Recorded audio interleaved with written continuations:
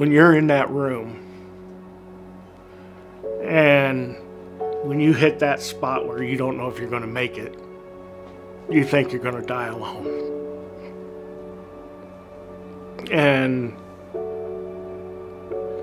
I think that's what people don't understand, the aloneness you feel.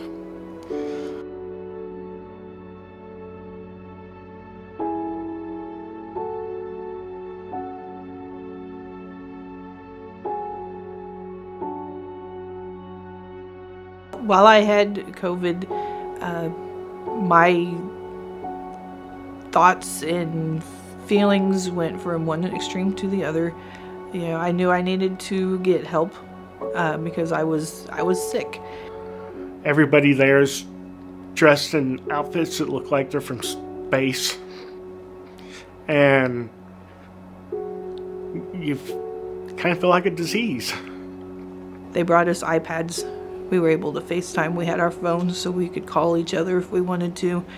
And towards the end, one day we were getting ready to eat lunch, and they came in and said that I had a visitor for lunch, and they wheeled my husband in, and him and I sat and ate lunch together, which was really nice because that's the first time I'd physically seen him, could touch him since it all started.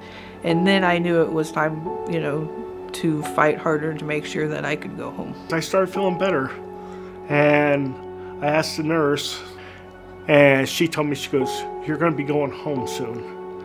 And that perked me up. And then that day they moved me into a room on the floor. I was happy, but I was sad at the same point because I didn't want to leave my wife there. I wanted to go home with her. I was going to have to stay a couple more days, and somehow we both fought and we were able to go home at the same time, which was one of the best days of my life. That day, June 2nd, I had a heart attack 4 years prior to that and almost didn't live through it. And it just so happened June 2nd was the day that we were released from the hospital. So June 2nd has a special day in my heart. I came out the door first, and the people were, I mean, you could just tell that they were, you know, excited, just as excited as we were. I was ready to go home. I remember coming through that door, and it was the whole hall lined full of people. It felt great that people cared. And it felt better that I knew I was going home. And that once we got down to the lobby floor, I was going to get to see my kids. And when they walked us out,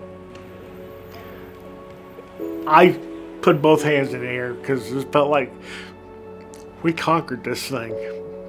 Yeah, we had a fight, but we conquered it. I got to see my family and go home. And I know a lot of people don't.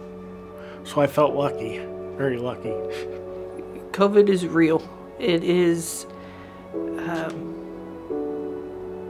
it's deadly.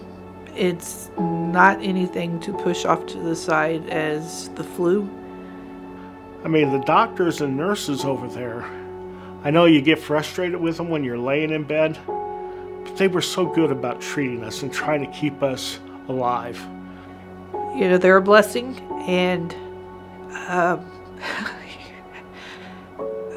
they got me through a very rough time, and they're my heroes, and you know, if I could give them all a hug again, I would. I don't think the nurses realize the impact they make on people, and I feel sorry that they have to go through this and have to see the ones that they care for die. But just know the ones that made it through it, we love them. We thank them.